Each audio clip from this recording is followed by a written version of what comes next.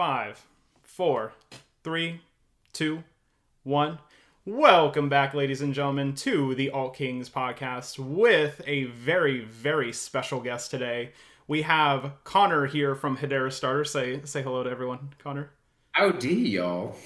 Wow. Yeah. Yeah, and Conor is part of a really cool... Well, you're a co-founder, right? Yes, I'm the co-founder, one of the co-founders of Hedera Starter, yeah. Okay, very cool, very cool. How many is there? There's only two co-founders. Two? Okay. Nice. Yeah, so do you mind just giving us a little overview on what Hedera Starter is trying to do and all that good stuff? Yeah, so I think the best analogy is like a Y Combinator kind of startup type deal. And we basically work with projects and people and teams in the ecosystem to see where they are at in terms of projects being developed, in terms of their tech and all their preparedness to go to market. And we basically kind of accelerate them to the end stage where they're ready to go and have like a really good team and have everything polished up, have a protocol that makes sense, have a token that makes sense. And so that when they launch, they're going to be successful and then hopefully last for years to come, which is, I think, a very kind of a strong proposition in a very fickle market. Yeah, very true. With how many different projects there are, I think that's the main thing that kind of scares people is like, oh, there's all this hype behind this project initially, and then it's dead. Yes. Yeah, or it's a rug. Well, yeah. Well, good news is HBAR actually doesn't have that problem at the moment because everybody is like one big happy family. Yeah. And I think that's why you guys... Personally, that's why I think why you guys are going to do so well is because you guys are focused on the social aspect of everything, right? Yes, yeah. Yeah. And that's and we could talk about that kind of further on down, but we're very much, I know, like with the NFT community, we've been trying to really build ties and build strong relationships with them because like the social aspect is going to be the differentiator for Hedera amongst every other chain. If we can continue to build a massively strong community social wise, that's going to be what pushes us ahead. Because I mean, we all have, everyone's cheap, everyone's fast, XYZ, but if we can make Hedera stand out community wise, that's kind of be, what's going to allow us to overtake all of our competitors. Yeah, in my 100%. Yeah. Mm-hmm. Most definitely. So who's behind the team at Hedera Starter? Obviously, we know it's you, and then who's the other co-founder? Other co-founder, older than myself, probably like twice my age. I'm a young guy, but I'm really good at just executing and delivering. He does all the investor stuff. That'd be Mark Berger. We're trying to find a good way to make all this nice and public and all that jazz because we're also continually hiring people, so it wouldn't make sense to like put out something. We have added another person. So Mark handles a lot of the investor relationships, all the legal stuff, all of the kind of real world big issue items that may be a cause for concern for many other projects.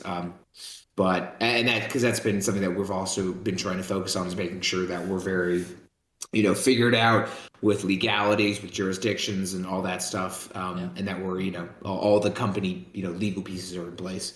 So there's him. We have our CTO, Chief Technical Officer, Jochen, and he's a German gentleman, and he has his team of developers, which is like 6 to 8 developers. I'm trying to remember all the faces on the Zoom calls from all the tech calls. So they're working. So they're doing great work. They're part of them are contractors. Part of them are just in-house developers that we have access to. And so they're split up basically along developing on Binance Smart Chain. We could talk about that, and then split up with the Hedera development. So it's like a two-pronged assault on that front. And then we have the kind of community marketing, overall social team, which is also kind of shared between the incubation business development team. Because they kind of work hand in hand, because it's good to understand the social aspect and the marketing of what's, the current meta of Hedera, so that we can keep the business incubation people in tune with that or in step with that as well.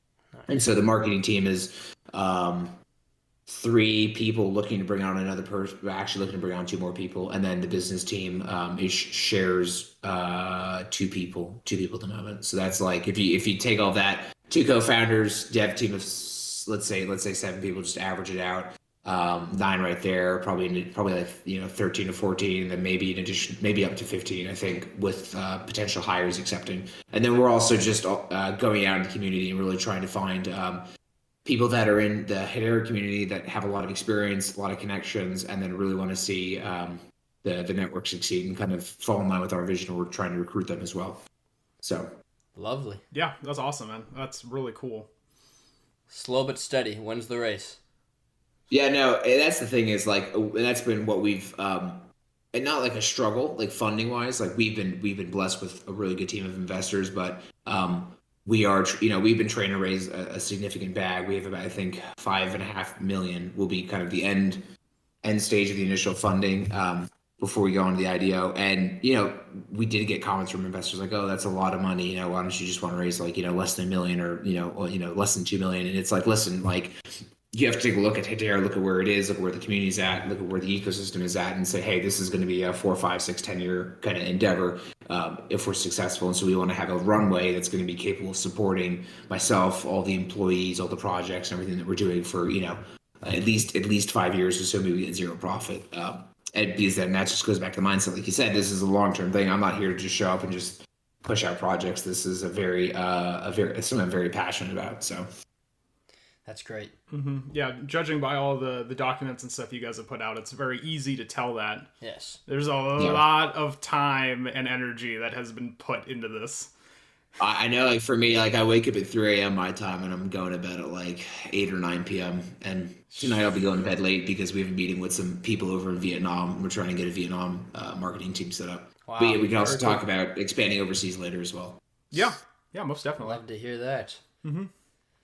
So essentially, what are you guys trying to accomplish at Hedera Starter? Like, what is your main goal behind what you got going on? Yes. So the vision is to have an ecosystem that is the biggest of all the ecosystems in terms of dApps specifically, and ideally users as well. And then making sure all those dApps that we do launch, that we do have a role in, are going to be quality and professional, because we are Hedera. I feel like we have a little bit more professionalism than a lot of the other chains out there, just by nature of who the Hedera Foundation and the entire ecosystem is kind of partnered with. So end stage, simple thing, launch lots of dApps, make sure they're quality, and make sure there's lots of people to be able to use them and really kind of affect change in that manner. For the viewers out there listening right now, do you mind explaining what a dApp is? Because we have a broad viewing, and some people might definitely not know.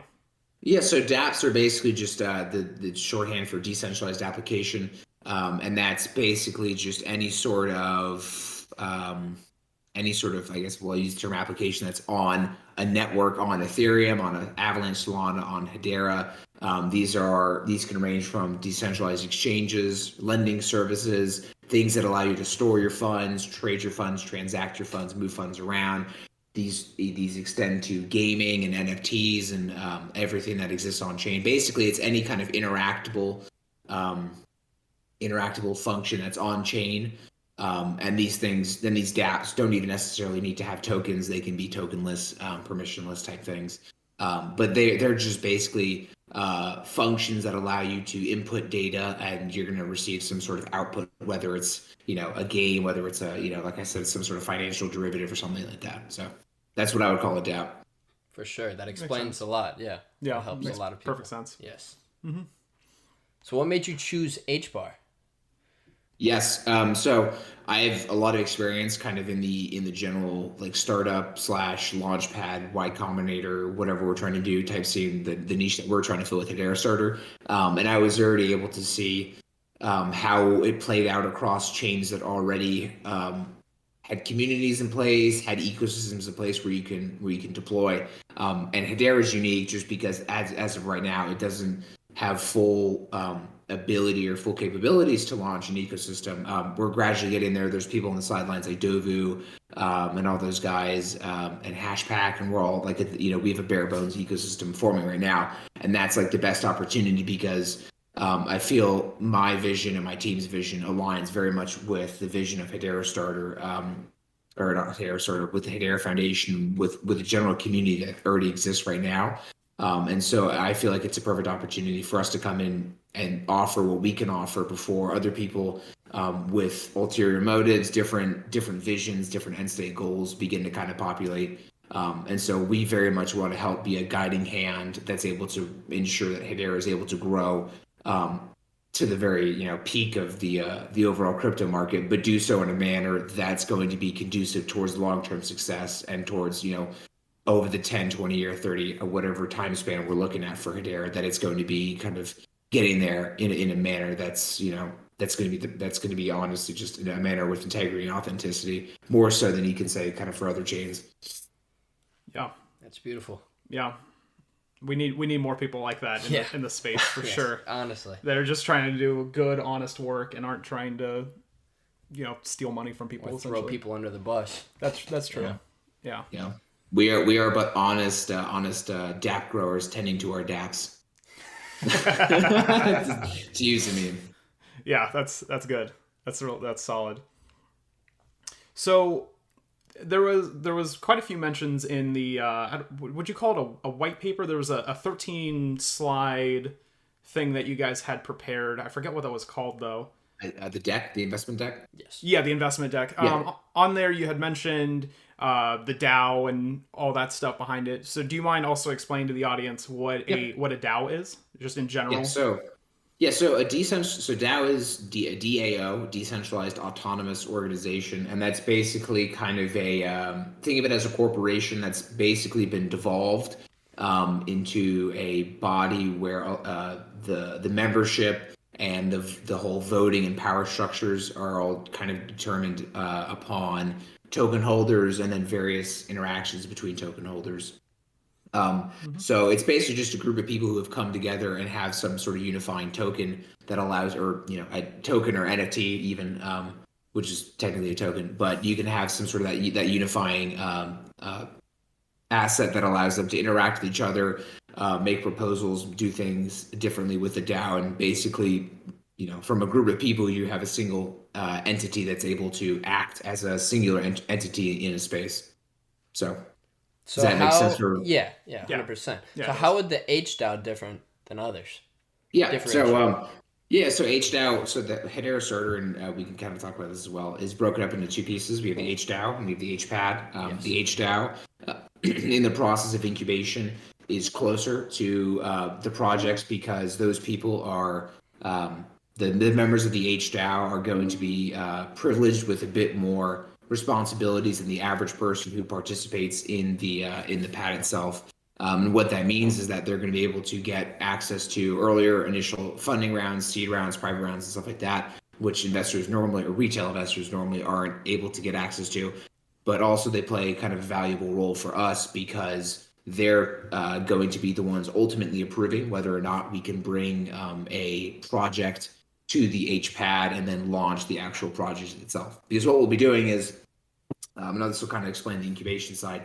We'll get it. Let's say a project comes to us. We'll go through and start meeting with them, getting to know them. We'll do kind of an extensive, or they'll fill out an initial form to figure out kind of the general overview of their product. Our team, our biz dev team, or incubation team will begin researching them based off of that data. We'll have another call with them to kind of learn more. They'll fill out a much more extended, like 6-7 page due diligence form that asks many different questions from funding, tech side, their history, their own employment, their funding sources, are they full-time, part-time, where their money's coming from, what their technical, what the state of the tech is, if they have a prototype, if they have things actually that work or they don't work, or they're just ideas. All this obviously to kind of pick apart if they're a rug or not, if they have, do they have any funding, or are they just a kind of just a vaporware idea. If they get through all of that, then we can go forward and then figure out the pain points, figure out what we need to kind of look at. A lot of projects have tokens, their tokenomics are not the best, and we can fix them and edit them to make sure that, one, it's going to benefit their project and benefit all the investors in the long term. And then also make sure that their protocol is the best possible. Let's say if we have a DEX coming out, or like a DEX comes through and wants to launch, we take a look at, okay, what are some of the really cutting edge decentralized exchanges that are on the market? What can we do to really make this protocol as innovative as possible? Because, the end state is we're trying to attract people to Hedera. All the projects that we want to launch, we want to make sure that we do our market research across Ethereum, Solana, Phantom, all these other, chains to see what everyone in the space is doing in regard to whatever the project niche is, so that we can make this project the most innovative and really build some unique concepts to make the project attractive so that one, it's able to survive, and then two, it's also able to attract and thrive and bring other people on chain, because we want to make sure that all projects that we launch bring these things or bring in new audiences and continue to expand the audience. And so HDAO then comes in and says, hey, these are all the retail people that are staking into the HDAO, and we've got this project. This is what we've done. This is what we're looking at doing with this project. Do we want to launch them? Do we accept them as they are? Yes or no. And so they'll ultimately vote, and that's the kind of the DAO aspect of them deciding to vote. If they vote no, it's a matter of, okay, let's consult. Let's figure out why. This is an open forum of communication, and maybe some people in the DAO believe, tokenomics could be adjusted.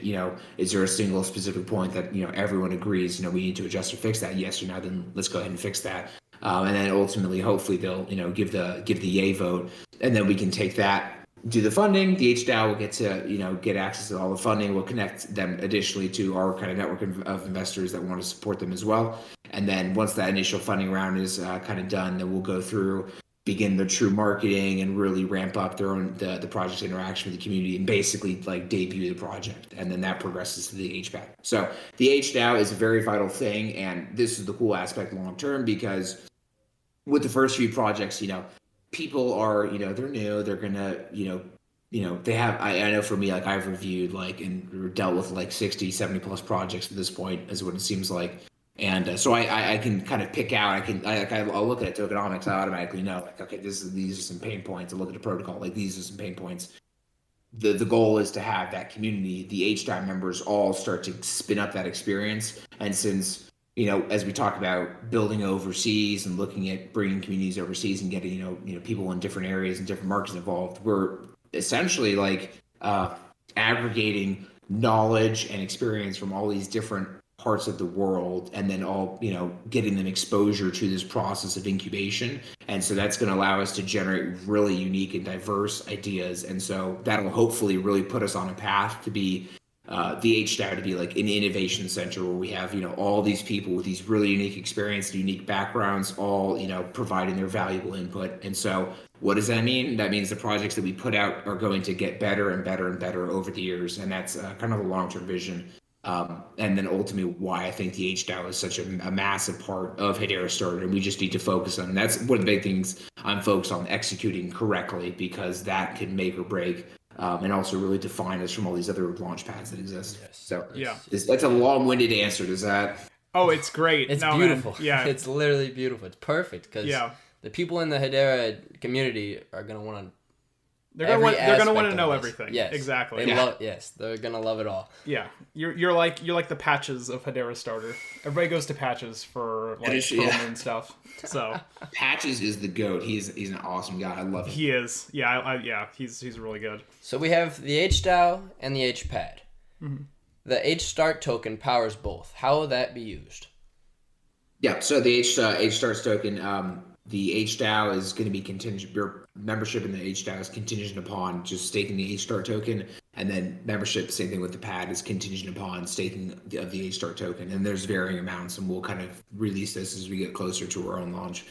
But you basically just need to have. There's no tiers for the HDAO. There are some specific mechanics to handle different niches in different industries, because it's not like everyone who stakes the HDAO is going to all get access to DeFi protocols. People that have experience with DeFi, care about DeFi, want to learn or want to deal with specifically with DeFi, will stake to HDAO and then specifically select to be on the DeFi kind of council. It's effectively called, or what we call it, is the councils of industry.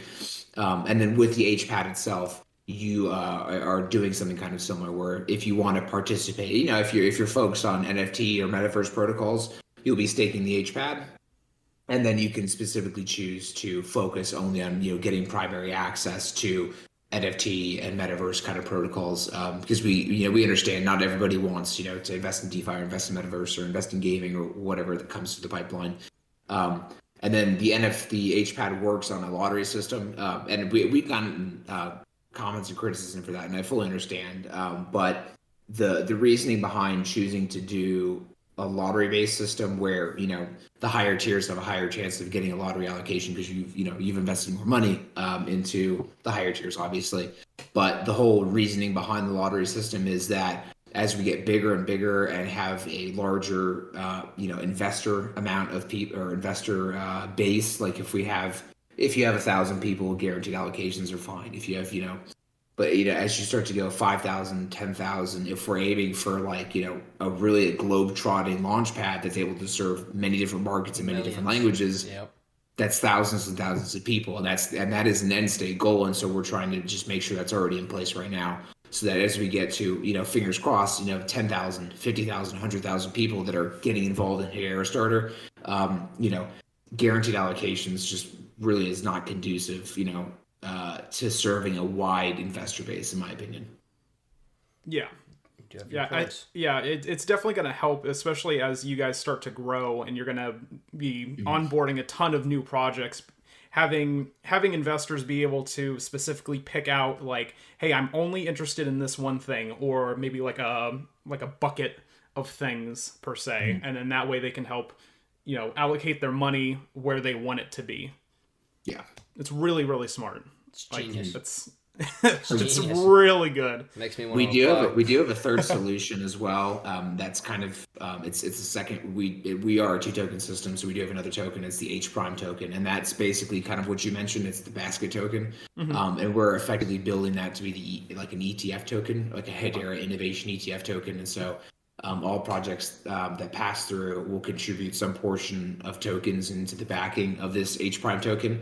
And so we're basically, ideally, the end state is like, 5-10 years down the line, we've had, let's say 100 projects have launched. All of those projects have committed some portion of their tokens to underlie the HPRIME token. And then there's like specific mechanics, mathematics behind how we're doing the release of the HPRIME token to make sure it's pretty fair. But it's basically just going to be like an ETF innovation basket. So kind of like Cathie Wood's token, or kind of like Cathie Wood stocks, but hopefully more successful in the long term. No offense to Cathie Wood, but Yeah. They're hitting. You guys are literally hitting every single aspect of the market. Yeah, which is cool. Sorry. Yeah, you're good. It's cool what you guys are doing, because you're filling in something that I feel like Hedera has really, I'm not going to say drop the ball on, because I know that they're very focused on a particular side of the industry of business to business, and that's great. But the Hashgraph technology can be used for so many other things. Literally anything. Literally, just about. Yeah, so you guys are filling in a really, really nice niche there that has the potential to just explode. Yeah, great idea. And that's been like our focus. I know we're like we must be annoying the foundation at this point, because I've gotten like nearly everyone's emails, and we're constantly chatting with them every few days in different aspects, whether it's on the funding side, on the grant side. And we have submitted a grant to be an accelerator. We're just waiting, and I ping them every single week, and I'm pretty sure I'm just annoying them at this point, because I'm like, hey, what's the status of our grant? And they're like, it's coming. We're not giving you deadlines. I'm like, it's okay. It's fine. But I know like we are constantly chatting with their developers, with their tech teams, just because, we have our developers that are working on Hedera, and on the Hedera side of smart contracts. And so they have all these, issues and things that they're worried about. And so we're just trying to constantly communicate. And it's a very open, open channels of communication. So we're very grateful for the foundation in that regard. And that's the thing, is like, we understand, they, like you said, they have the focus on enterprise grade industry, and that demands a lot, because there's very, high regulations and stipulations. And I don't think most people comprehend the amount of effort that needs to be done.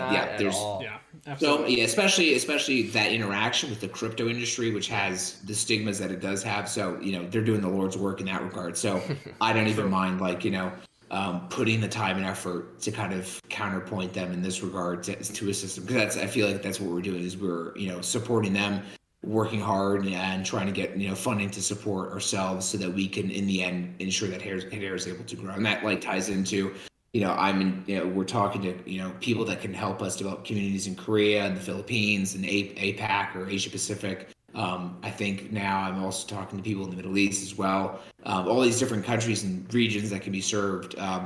And while Hedera is focused elsewhere, it's like, hey, we exist. We're bringing up the slack and trying to assist them in this regard and build out these communities across the world. because, like I said, it's going to be able to source people, source projects, source innovation from, which is only going to assist Hedera in the long run and kind of bring us closer to kind of the dApp ecosystem and then the enterprise grade and then bridging the two. So makes total sense to me. It's amazing. Yeah, some good stuff. That's some really good stuff. That's some good stuff. Absolutely. On that investor slide thing that you had, you had mentioned, or actually no, it wasn't on the slide. It was on your website.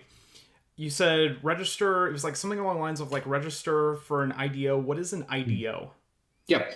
An IDO is an initial distribution offering, kind of like just a massively improved version of an ICO. That's much more like ICO, which was initial coin offering, which was the thing back in like 2017, 2018. I think, did Hedera do an ICO? I feel like Hedera. Well, the way that they actually raised money was really interesting because they I'm trying to remember. It was really different from what anybody else had done because they had like sold the token initially to people, and that was like their round of seed funding, which I guess is kind of like an initial coin offering, but it also wasn't available to the public, and there was like this whole thing of like regulations and stipulations about selling it, and then you had to have like a certain amount, and it was just minimums, and it was wild. Yeah, so an IDO or the initial distribution offering is just a means of using KYC and as regulatorily compliant that we can be with all of this, and hence why there is KYC with this. So certain people from certain regions may not be able to be served, unfortunately. But like I said, with the second token, there's still ways you can invest in it. But an IDO basically is you have however many tokens that are up for sale at a certain price. And then, depending on any other mechanics that you want to introduce, the investors are selected via that lottery mechanic, and then they have an allocation. They can invest 1,000, 2,000, to 5, 10,000, however much, and then they can then purchase that allotment of tokens at that price. And then those tokens will then be dispersed either in full to them, or depending if the tokenomics, they may be dispersed or maybe vested. There may be a cliff or a time period that they have to wait before they can get the full amount of tokens. But basically they're just, hey, we have, let's say, 500,000 tokens up for grabs at this price. All those investors that decided to opt in to be allocated will get their allocations based on their tier. And then they invest however much, whatever their tier maximum is. And then they'll be given those tokens either in full or in distribution parts based on the vested mechanics, which is all going to be public whenever an IDO happens itself. So amazing. Mm-hmm. So this kind of like is potentially an improvement on just simply dropping a token on a DEX, because that leaves you up to a token getting sniped by bots, which happens immensely all the time. Exactly. And then if a token was like, hey, if the founders wanted to say, hey, we're selling this token for a penny, but a bot comes by and just like snipes the entire supply, then suddenly that token is not a penny. It is a much larger price, I imagine. Yeah, most definitely. So you have a community innovation pool. What are some benefits that come with that? Yes, so that community innovation pool is what is backing the HPRIME token. Gotcha. So when projects doing their IDO, we'll collect X percentage of the total supply, which is then stuck into the community innovation pool, and that HPRIME token has that basket of the basket of pools, which are filled with all those project tokens. Nice. That's a cool idea. It's almost like a what do you call it? Like when you go to like put money in your retirement, like the S&P, like how it's like a basket of basically, a ton of different currencies together. Like a 401k. Yeah. Or like a ton of different 401k, stocks. Mutual fund. It's like a mutual fund, but for crypto. And that's what we're trying to do, because this goes back to the idea we're doing KYC, we're following regulation. People are not allowed in certain regions, and so hey, you can't participate, but you can certainly buy the token, which is constantly being backed and increased in backing by projects that are launching and still be regulatory and legally compliant. Continuing to grow. Yes. Exactly. Mm-hmm. Is there anything that you want to input as well that we've not asked? That's a good question. I know. I think one of the things I talked about, I put out an article on HBAR.news, and that was about basically doing work. And something that I saw of people in the community chats and the telegrams and kind of on Twitter complaining about price and stuff like that of the actual HBAR token itself. And the thrust of that was just rather than like get too wrapped up in price and get too worried about the day-to-day goings on of, well, certain amount of tokens unlocked or the Hedera tokenomics or X, Y, or Z, or people got in at this price and blah, blah, blah. And that, like, just focus on like the day-to-day building of your own personal skill set and your own personal involvement in the community. That's going to be like a positive impact on it. So whether that's, if you're a programmer getting better at, developing your own projects, you're building up a portfolio of potential dApps that you could launch, deep diving into the overall Hedera, code, the GitHubs and learning as much as you can so that you can start testing out and playing around with different things, whether that's focusing on your artwork, focusing on your NFT creation and doing traveling in that regard, or even just, being a medium writer, like a YouTuber like you guys, and like talking to different people in the ecosystem and generating discourse and generating conversation and steering it away from, okay, well, the price is 21 cents right now. The price is 22 cents yesterday, but it was 25. That doesn't matter. It's not productive. Doing interviews is productive. Writing articles is productive. Having conversations and Twitter lives and doing things like that and moving and generating energy in the space, that's productive. Mm-hmm. Coding and building your portfolio on Hedera and utilizing the hash graph and exploring hash graph and what the different means that we can implement it in different functions is significantly more productive than worrying about the technical analysis. And like I understand, it's money and it's emotional. People have money invested. I have money invested. Everyone has lots of money invested, but that's a unifying factor. But let's move past that and focus on actually building and putting in work and time and effort, because that's going to pay off a year, 2-3 years down the line. Exactly. People spending lots of time being consistent and consistently working is going to pay off more so than you tweeting about, price action. Yes, it'll pay off a lot more than just sitting around watching the price move. Yes. Yeah, exactly. Which will probably end up being parallel to Bitcoin for a little bit. Exactly. It's like why worry about the price? It's just following Bitcoin. Dollar cost average and work hard. Yeah, exactly. Basically, yeah. Because at the end of the day, it's like you're literally improving yourself in those skills and in that regard, and so. Yeah. If you keep doing that, you're just going to get better and better and better, and then boom, something good's going to happen. I may hire your ass. A project that we launch may hire you. Some of the, you may come across something that's going to help you in the long run, and that's going to happen because you put in time, effort, and work, and you cared about, finding some sort of expertise. That's not necessarily going to happen by talking about price. So yeah, fair. Yeah. Do you want to give them the state of the HBAR? Yes. So with as I'm sure you've heard with everybody we interview, I ask the guest, what is the state of HBAR? So in your opinion, and since you're in a completely different sort of sector of, I guess you could say, blockchain technology, kind of in general, how do you think that HBAR can be improved? Do you think they're doing well now? What are your thoughts on HBAR as a whole as well? Yeah, so NFTs are fresh in my mind. I feel like we'll start with the NFT community. NFT community is doing great work, and I'd love to see. My only critique is that they just keep pushing forward and really being experimental with their art and really trying to break some boundaries and just put out just some really awesome, just interesting pieces that are not present on other chains. The profile pictures and all that. That's really cool. It's awesome.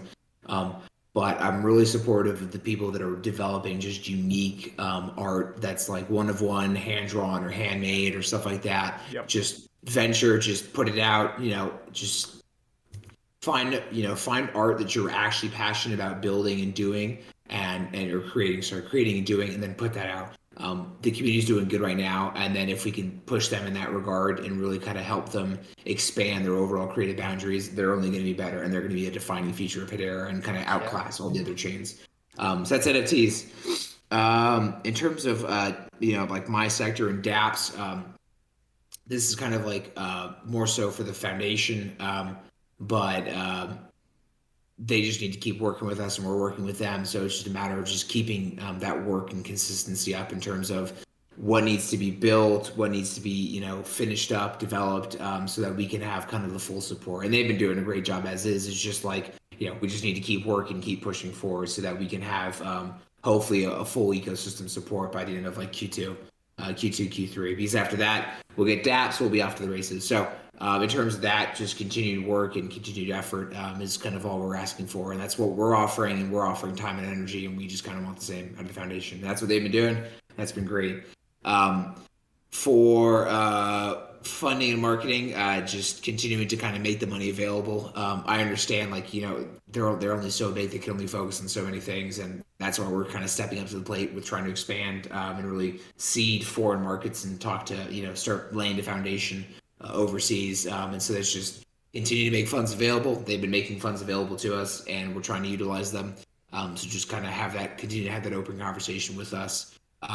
In that regard, and we'll hopefully continue to kind of start growing out our foreign markets and really start pushing, because that's something that I've been really hammering on the past 2 weeks, and I'm like super close to kind of getting the initial pieces kickstarted, and I'm going to be so proud to really see that happen, because if we can say, hey, we kickstarted Korea, we kickstarted Thailand, we kickstarted Vietnam, we kickstarted APAC, we kickstarted the Middle East, Latin America, Africa, all these different guys, that's going to be an awesome. That's really going to take us from 0 to 1 to 1 to 100.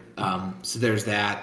You're really going to touch a lot more eyes with exactly. Yeah, those countries rather than just the Western side of the world. Yeah.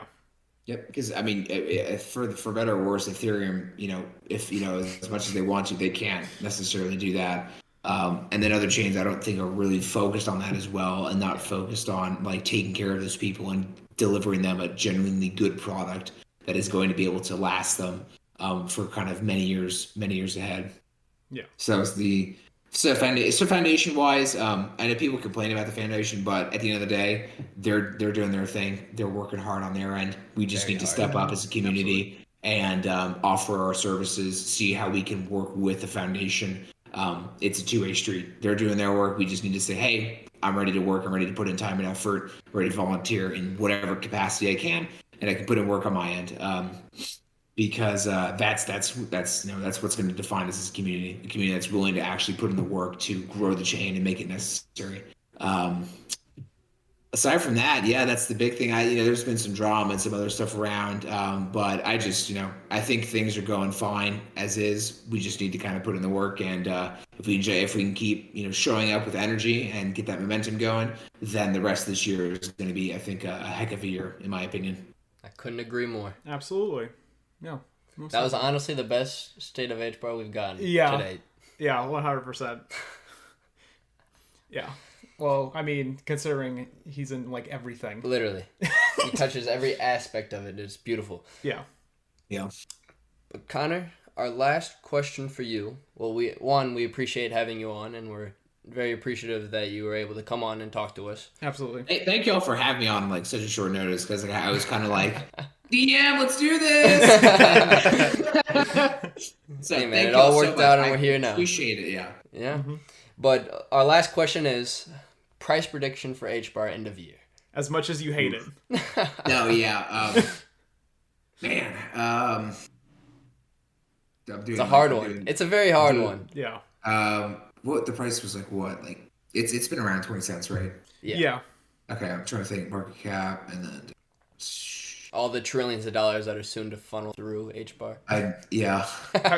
Have you heard any like meme amounts? Like, for instance, XRP, everybody thinks that it's going to go to 589. And there's a bunch of like Riddler stuff behind that. when I'm like super tired and I'm browsing biz and I'm like looking at the XRP schizo threads, I'm like, oh yes, $68,000 XRP, yes. I mean, like, let's say we have like a $3 billion market cap and we're at like 20 cents. That's probably roughly in the ballpark. If we can push up another, like, if we can push to 10 billion by the end of the year with the launch of dApps, I think we're going to be in a really good spot, because at that point we've like 3x the entirety of the market cap, and that'll hopefully push us up to like 60 cents, so like 10 to 15 billion market cap would be a good, solid, attainable goal if we can deploy dApps, get an ecosystem built up, and get that audience going, and that'll put us between like 60 cents to $1, and I think that would be good. Because at the end of the day, the determining factor for that is TVL, and if we have that the actual DeFi volume and all this, all the value coming in, all the liquidity flowing, and that's going to be the real determining factor. And for people, I wouldn't worry about market cap so much at that point. I would more focus on check DeFi Llama, look at the TVL. Let's get to the first million. That's going to be awesome. First 10 million, awesome. 100 million, awesome. First billion TVL. That's going to be that's the newsbreaker right there. And then after that, it's just like fantastic. Because total TVL, I think in the entirety of the market's like 200 billion. So once we can start making a big dent, once we start really taking up a good sliver on like DeFi Llama, that's going to be like mission accomplished. And that's like the first. We've reached the top of the mountain, but we're only halfway there type thing. Yeah. So. Mm-hmm. Yeah, and hopefully when Tether eventually implodes, it doesn't take everything else with it. Yeah. And United States actually decides to start regulating things, Yeah. Make USDC. First stop Tether. Yeah, first stop exactly. Tether. First stop Tether. First stop Tether. Oh my God. Oh no, they're already on Ripple. Yeah. Yeah, we've known that. Yeah. For a year now. Yeah. Those poor ones. They're Lord knows, it's like the meme of the giant taking all the arrows of the SEC so that Ripple can protect the rest of the cryptocurrency system. Yeah, I don't think they could have sued a better firm though. Ripple's got so much money. I bet they have some of the best lawyers money can buy. I think they honestly sued the wrong company. Well, if they wanted to win, Yeah. I've paid attention tangentially to the court proceedings, but I was looking at some of the lawyers and the firms. So I'm like, these are just SEC guys. It's the SEC suing the SEC. I'm like, how? I'm like, oh my God. Yeah. It's like World War I. It's just stalemate. Nothing's moving. Yeah. I'm like, this is great. Nothing's moving, but something's happening. Yeah. So I'm like, something's happening. Nothing moves until everything moves. Yes. I feel the ripples in the waves. There you go. Nice. Well, Conor, once again, thank you for coming onto our podcast. I don't know why I said thank you for having us. No, you're good. Thank you so much for coming on. I appreciate it. It's been a lot of fun. Thank you for just kind of, flipping the coin, having me on. I really appreciate it. Yeah. So I love what you guys are doing. I like the diversity, the interviews, all the stuff that's been talked about. It's just been really good. I love to see just anyone in the industry talking about like anything that's other than price. Yeah. Price and speculation. Yeah. Price speculation, but complete props on that. You guys are doing a fantastic job. Appreciate it. We appreciate you, Conor. Thank you for that. We're here to spread knowledge just like you. Yep. Exactly. We got to grow this community one way or another. Yeah. So might as well start here. We got the big muscles and stuff. Yeah. Meanwhile, I got the SpongeBob arms. I do that. Yours go bah, and mine go. Huh. Yeah. Good luck on that competition, though. Yeah. Yeah. No, I'm gonna. I've been I'll probably live stream it or something because I have to get covered in tanning oil and I turn orange and I'll be in this little speedo thing. A little so thong. They're gonna be like, "Oh, is that the Hedera Starter co-founder? Orange? What is he doing?" So I'm like, "Hey, he's doing his best Trump impression." It's exactly. It's a Trump impression. It's PR. Why is that Hedera guy orange? What's going on? It's boom. There we go. There's our audience. That's how we got him. Yeah. So it's perfect. That's fantastic. Well, thanks again for coming on to our podcast. Mm-hmm. And we'll definitely be putting all of your socials in the link below or the description. Thank you. And the links to the documents that were talked about because there's everything so much information. There's so much really, really good information that's really hard to kind of just jam into a video that's not 12 hours long. Yep. So, Yeah. Nope. And we're constantly backing that up. We'll have some I think our official white paper coming out hopefully this week once I get around to editing it. There's just some other stuff. So it's a beautiful design on the website as well. Yeah.